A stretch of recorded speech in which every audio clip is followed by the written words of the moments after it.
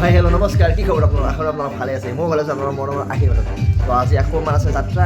তো আজি আছে আমাৰ যাত্ৰা কামপুৰৰ পৰা 2 নং কাকি। তো উঠিলোঁ, গা পা ধুলোঁ, গা পা ধুই বেডিং চেডিং বান্ধিলোঁ, এইফালে বেডিং চেডিং বান্ধি ধুনীয়াকৈ আমি যাত্ৰা আৰম্ভ কৰিম।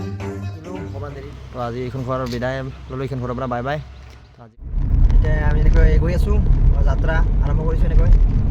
তো 2 নং কাকিলে লংকা ৰোড। তো আমি কামপুৰৰ পৰা আহিলোঁ, তাত 3 দিন থাকিলোঁ। ইয়াত আজি প্ৰথম নিশাৰ বৰিষ্ঠ নিবেদন যুৱশ্ৰী নাট্যকাৰ অভিজিত ভট্টাচাৰ্য দেৱতা ৰচিত আৰু পৰিচালিত জোনবাই গান্ধিছে।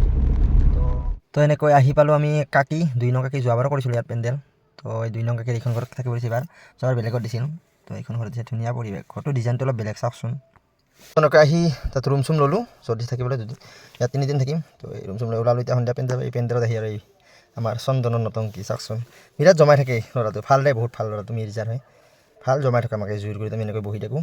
তো তাত গান আছে, গানৰ আগত এনেকৈ আমাৰ ওচৰত আহি জমাই চাওকচোন ছাৰ, তাৰ নমুনা একদম জমাই থাকে আমাক এনেকৈ।